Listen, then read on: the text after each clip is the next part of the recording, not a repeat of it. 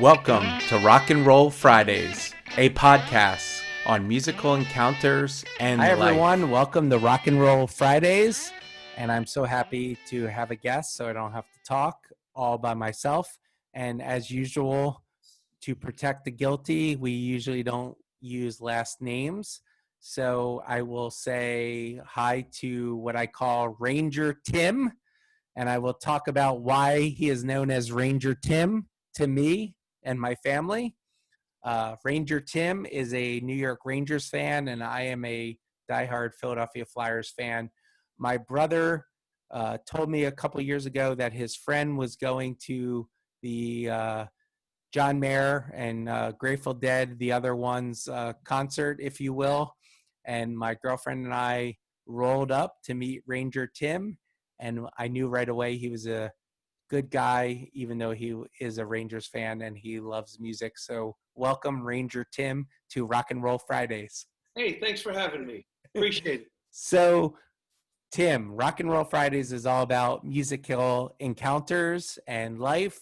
And one of the things that I know you've experienced over the years is meeting bands and bands you like, bands you love, and you have a couple stories I hope you'll tell us today. One about Genesis, which is an all-time great band, and the other is the Outlaws. So let's talk about how you met some of these bands and how that happened. Yeah, not a problem. I'll do the Outlaws first. The Outlaws were playing at the Cape May Convention Center on a Thursday night in the middle of late summer. And I went down, I went to the beach, sat down on the beach, had a couple of beers, and I'm walking back on the boardwalk. And there's Monty Youre, who's the drummer, who's been with them since, the early 70s.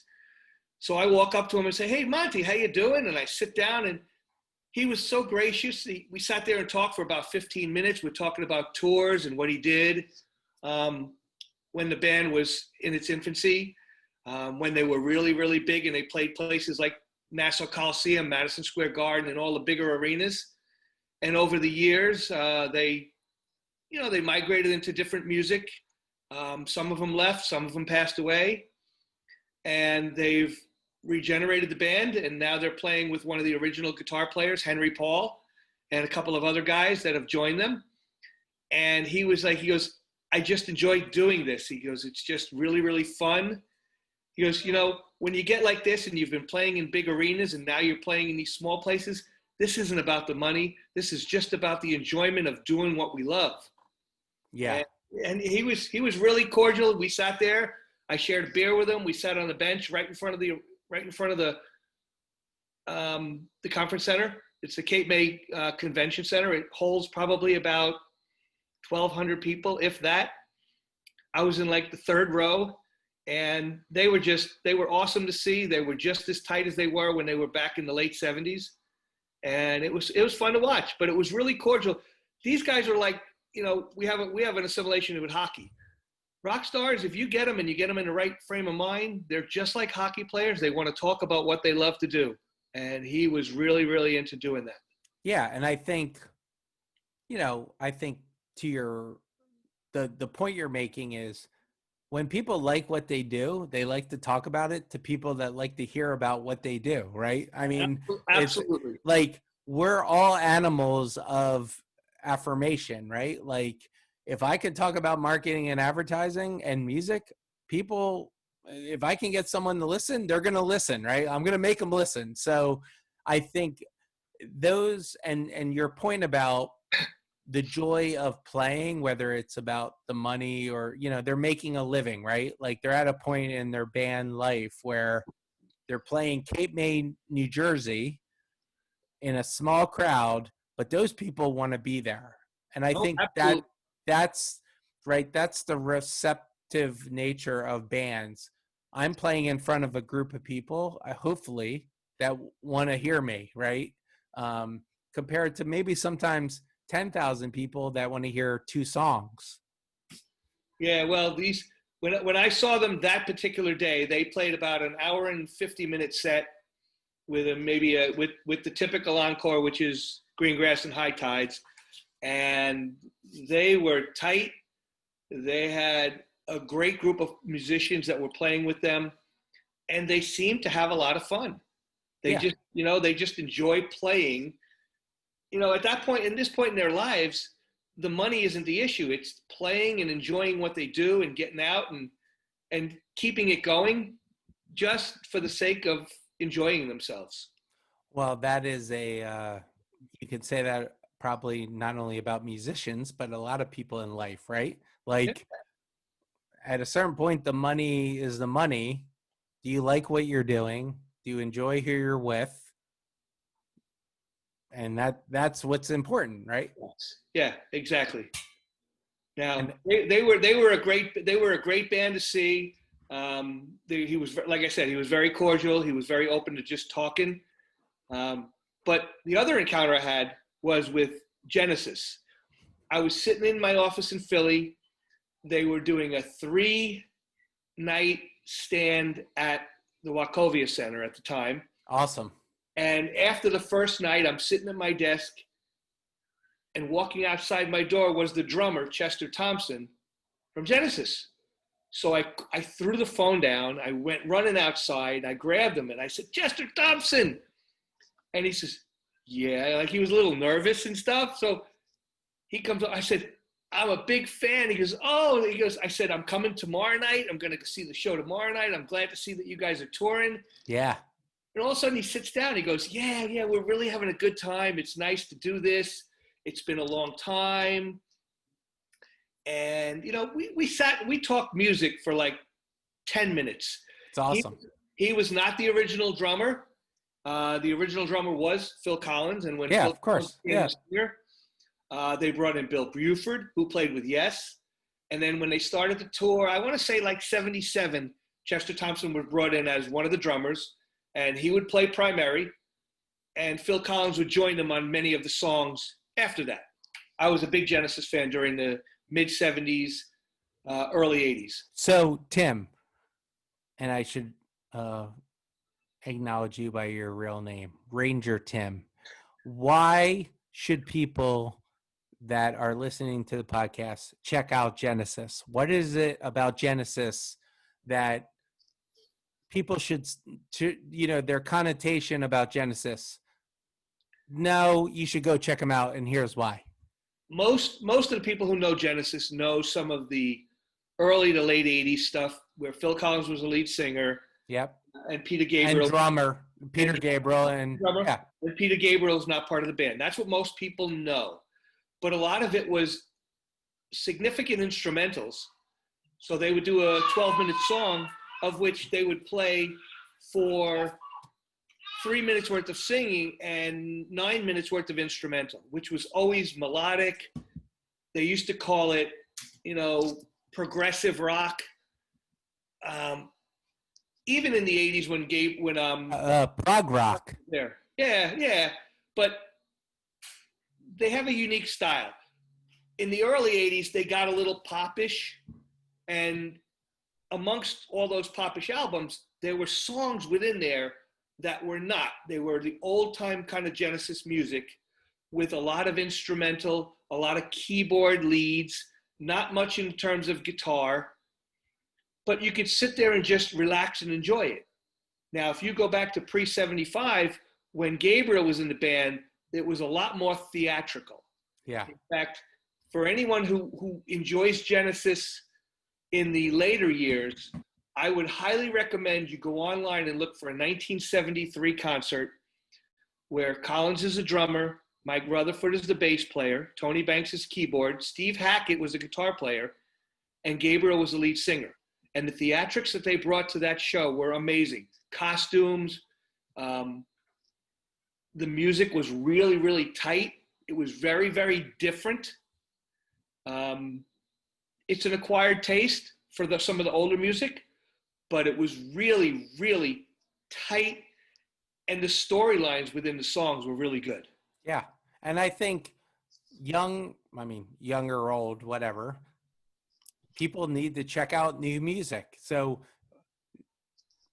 for me, new music in 1992 was Bob Dylan, right? So today, a millennial at 21 could check out Genesis and be like, this is new music that I like and engage with. So be it, right? Yeah, to reflect on that, my kids, I would play that stuff. My family, I grew up on Long Island. We would go visit my family and come home, and I would put on Genesis or Springsteen or Jackson Brown. And the Genesis, they didn't like so much, but they all can recite Born to Run front to back. It's just a different taste. None of them like Pink Floyd. I mean, I'd die to go see Pink Floyd again, just as a group and or as an individual set of musicians. Right. But they weren't into Genesis. But they never got to really see what they did. Some of the things that they did with the costumes and the songs and the stories they told leading into the songs were really unique. And it was very much part of the times. You wouldn't necessarily be able to do that in 2020 versus 1975 or 1974. Well, I think the other thing about that is, and I know I'm a student of the game in this way, don't give me the best songs that they have. Give me all the other songs, meaning let me dive deeper into albums and songs that aren't played on the radio or aren't, quote, hits. That's where I love bands, right? Because that's where you find bands that are like, oh my God, there's all these amazing songs that are like, other people would say deep cuts. I would say they're just great songwriters, right? Well, like they just 27 on Sirius, deep tracks, would play songs like, there's two Genesis songs that I would specifically tell people to listen to. One is called Firth of Fifth. It's on the Selling England by the Pound album. The other one is Supper's Ready. It's on the Foxtrot album. Supper's Ready is 23 minutes of 3 or 4 different songs within the song, different genre pieces. It tells a story. It's actually one of the 10 songs that if I were on a deserted island, that's what I would take with me. That one and Jungle Land, things like that. But so telling the story of meeting the drummer, as soon as he left, I realized, Jesus, all these guys are staying at the hotel right around the block. Where was that? In Philly? Yeah, they were at the Ritz-Carlton over on Market Street. Right on Broad Street. Yeah, so now I'm looking around and I'm thinking, well, Phil Collins is not going to be showing up because everybody will know who he is. But all of a sudden I look out the door and Mike Rutherford is there. And he's the bass player / guitar player for Genesis. So now I walk out, I tell the guy in my office, says, you got the office. I'm going outside. So I go out, I talk to him, I shake his hand, we sit down. Again, another gracious guy. We sat there for 20 minutes just talking music, talking songs, talking different parts of different songs and what they were feeling when they played it. Like I said to him, I said, some of the stuff from the mid 70s, I didn't listen to until the early 90s or the late 80s. So I didn't know it when it first came out, but I said, I have such an appreciation for it. Yeah. And he goes, some of those songs, the real hardcore fans really, really like them. He goes, but we can't tour with those songs. On those songs, all right. Because that's just not what we can do. People who want to see us now want to see the later songs. He goes, we throw in different pieces of older songs in a medley in many instances to satisfy that itch, as he said. There's one song that's from the first album, but the only one who was present from that album was Michael Rutherford and Tony Banks. And it's just a 1.5 minute segment of one song that they mix into other songs. So when they play it, I'm sitting there going, geez, this song is from 1970. You're talking 50 years ago. I know. Yeah. And also Ranger Tim, don't remind me. Yeah, I know, 50 years ago. I'm sorry. Yeah. So what was it like meeting those guys? I mean, like, not only meeting those guys, but like hanging out a little bit. Like sometimes, like, you meet bands, you say hello, you have a handshake, cup of coffee, but like you actually got to talk to them and hang out a little bit. Well, I wasn't expecting it, but when you start to talk about different things as part of the music, and as a guy who was a light man for a band for a number of years when I was younger, before I got married, you really get into all of the things that go on behind the scenes at a concert, at a night when you're playing at a bar, and all the hard work it takes to get to where those people get to. You know, we did it for 3 years. We played every Friday and Saturday. I made $25 every weekend doing the lights. I drank for free. I made $25, and that covered my diner bill for Friday night and Saturday night. So I would come home at the end of the weekend, having partied all weekend, and I wouldn't have spent a penny of my paycheck. Where was this at? It was on Long Island. I was a light man for a band, and the band made $350.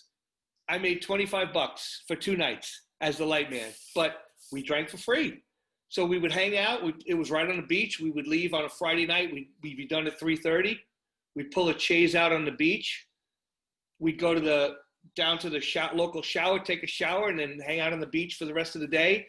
And then Saturday night, we'd go back. We'd probably drink till like 10 because we'd have to tear everything down on Saturday night at 4 a.m. Yep. But it was great. I mean, I enjoyed every minute of it. I didn't make a penny. Right. And the greatest job in the world is playing music, drinking for free, and talking to girls. I mean, I don't know what else, like every band and people I know that do it, I'm like, what are you complaining about? You get to play music, you get to drink for free, and you get to talk to girls. Yeah, that's a good deal. It's a unique opportunity. I never regret having done it. If I had the chance now, let's say somebody knew Dave Matthews Band and they needed someone to help with the road crew for 2 weeks, I would look at my wife and say, I got to do this. And I would just do it. It would be something that I would love to do. One of those bucket list things that people probably never get to do. 1,000%. Oh my God. And Ranger Tim, you're different than most people. You're like me, so you're definitely different than most people. You recognize that at some point you're going to be dead. So if you're going to go on the road with Dave Matthews, hell yeah, right? Like, it wouldn't even have to be Dave Matthews. You know, it could be someone that I don't really even enjoy. It's the atmosphere. It's the ambiance of doing what you do. You watch these guys and, you know, people think, you know, the rock stars do have a very glamorous life. The roadies and the people who are setting up and tearing down do not. Yeah. They do it because that's what they love to do. It's a lot of work. Their break comes while the band is playing. While they're playing, yeah. And unfortunately, and, you know, I have friends at Live Nation and large concert promotional companies. During this time, there's no music, right? There's no concerts. So those people are out of work and and you're right. The irony of it is, while the biggest thing is going on, which is the show, those people are resting. Right. Well, the one person that's doing a lot, Dave Matthews, has done like a couple of home shows that he's released to Sirius. So you'll hear a lot of his songs, people doing requests, and he plays these songs, and it's been great. A lot of bands are starting to do some of these kind of shows. Me personally, I go through withdrawal, not having been to a concert. I actually probably got to go see one of the last concerts that took place. I went to see the Allman Brothers reunion on March 12th back at the Garden. And it was the day before they shut everything down. And it was, I mean, I can watch it on YouTube now, but it was great. I mean, you know, I need my concert fixed soon, that's for sure. It's awesome. On Rock and Roll Fridays, unfortunately for Ranger Tim, he might be the first grandfather guest that we've had on the show.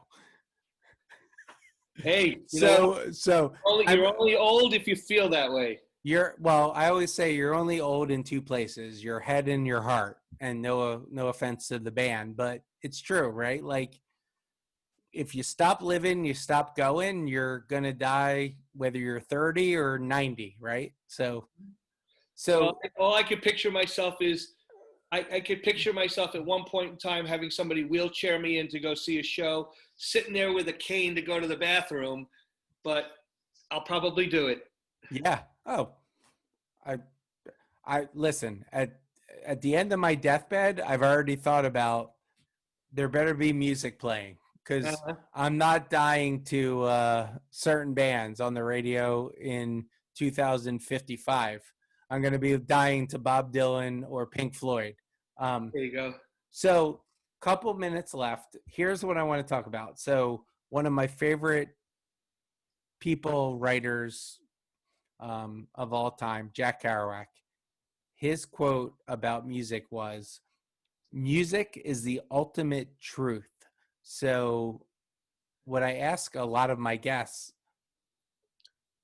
what is music to you? What is the ultimate truth? What does music mean to you, your family, your friends? Why do you do concerts? What is it about music that makes it so unique, inspiring, different? Well, I love the live atmosphere. For example, last night I drove down from my house in Cherry Hill down to Rockville, 2.5 hours. So, Cherry Hill, New Jersey, Yep. To to Rockville, Maryland. Rockville, Maryland. Yep. For Two and all a half you, hours. well, Ranger Tim, there's something special about Rock and Roll Fridays. We are huge in Guatemala. That's a great place to be huge. It's so when we reference things in the East Coast corridor of America, we need to at least detail the environment that we're traveling to and from. Well, traveling down the eastern coast, you drive down through Jersey, through Springsteen land. Then you get into Delaware, which I don't really know what much comes from Delaware, but Maryland has OAR, a couple of other bands. And driving through last night, I had George Thorogood in Delaware, right? Yep. But I had a Dave Matthews concert on.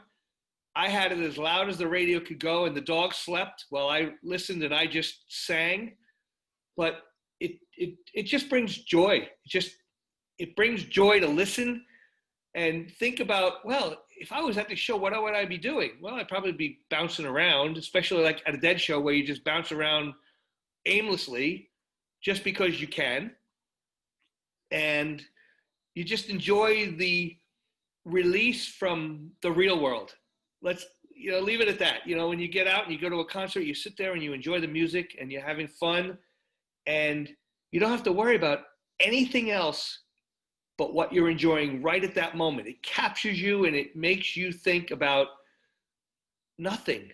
You just enjoy the moment. You don't have to worry about, what do I got to do tomorrow? What do I have to go to work? Oh, I got to do this. No, you don't care. This song is the most important thing that I'm going to listen to right now. Oh, wait a minute. Now I have another song. Yes. It's just the atmosphere. Now, you'll have some shows which really depress you because you expect so much and then all of a sudden they kind of disappoint you. And, people have those kind of shows over time. But most of the time, you make chicken salad out of chicken poop at whatever concert you're at. Even if you don't like the band, you try to take the best from it that you can. Wow, look at that. That guy playing sax. I didn't realize he could do that. Oh, my goodness. These guys are really, really good. Yep. Bands especially. No, I concur on so many levels. There were so many moments where I was like, I'm going to figure out my life at this concert. This is the song that I'm going to figure it all out. But there's also been shows where, to your point, you go to a show. And I remember one specifically in Philadelphia when I was very young. I was dating a girl and she took me to a club. Must have been 40 people. A band. It was like the first time I saw a band that I, quote, didn't know. And they just blew me away, right? It was like music that you're like, well, I've never heard of this before. So how can this be good, right? Like it's just those are the best shows, and I can give you a good example. And I can give you the date, March 14th, 1977. We went to see the Eagles right after Hotel California was released at the Nassau Coliseum, where the Islanders play. and the opening band was Jimmy Buffett. And we're sitting there, he's into the third song, and we're looking at each other like, who the hell is this guy? This guy is unbelievable. Yeah. And we're going to play another 6 or 8 songs, and I'm sitting there going, this is a great story that I can tell for the rest of my life. I saw him as an opening band, and it was just one of those surprises that you get when you go see a show and you see someone that you've never seen before. You just get, wow. Now, I've seen other bands that I've gone to see, and oh yeah, all right, I'm going to go to the bathroom. I'm not going to watch these guys. These guys suck. Whatever. I'm going to go to the bathroom and never come back. Right, exactly. But that was one. And then, while I hate to admit it to all the people out there, I saw Taylor Swift open for Rascal Flatts when she just started to become famous. And she was, I took my daughter. She was like 13, and Taylor Swift sitting there flipping her hair back. But take away all that drama, the music was awesome. And so, just so all the listeners know, Taylor Swift played guitar.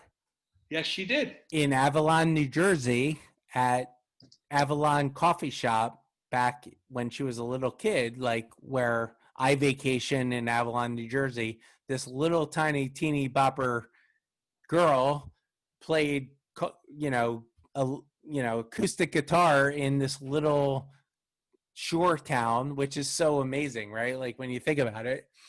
But at the end of the day, all these artists and bands start somewhere at a coffee shop, a bar, someone's backyard, like they don't start in Giant Stadium or, JFK Stadium or Wembley Stadium. Like they start in a garage or a bar.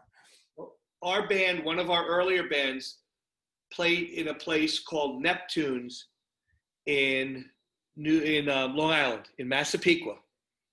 And around the corner was another bar. I forgot the name of the bar, but we used to go see the Stray Cats before they became anybody. It was the 3 of them. It was Setzer, it was the guitar player, the bass player, and the drummer. And these guys were captivating people. You just were like, wow, these guys should be good. And then they became good. Right. They went away relatively quickly afterwards. But their music was just phenomenal. And they played in the local Long Island bar where you paid $5 to get in, and beers were like 50 cents until 10 o'clock at night. Yeah. Well, quality over always wins. Uh-huh. Right. I mean, at the end of the day, in any industry segment, company, thing, if you're quality, you win, right? Like If you're a good band, you're a good guitarist, you're a good singer, at the end of the day, you're going to be respected and looked upon as, you know what you're doing.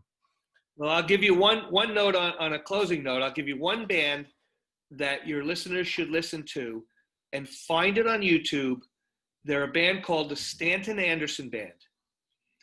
When I saw them when I was younger, they would play Bruce Springsteen copy, country copy, but they also did their own music, and they recorded some of it. There's a show on YouTube from a place called Rum Bottoms, and it's a 80-minute show. These guys were tight.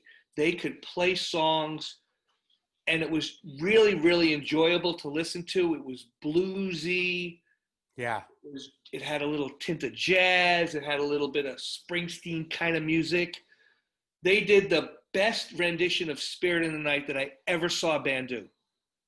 And that was the kind of music that they drum off of. But the guitar player is a guy named Rick Soletto, who was he could rip through that Gibson like no tomorrow. So if they can find Stan Anderson Band and find some of their songs, listen to it. It was a bar band that we saw every Thursday night. Quarter beers till 9:30, $2 to get in. And these guys would work every Thursday. They worked Monday through Saturday. And That's they awesome. worked their tails off. And now they just get together every couple of weeks and play a Friday and a Saturday at a bar for fun. Just like these other bands are doing on their own. Right. And those are the bands that at the end of the day, it's like those are the bands we, as the general we, should support as music fans, right? It's like, I mean, when I lived in San Francisco, there was a woman, Brenda Boykin, and she played the blues, and she was a local San Francisco musician. And we used to go see her.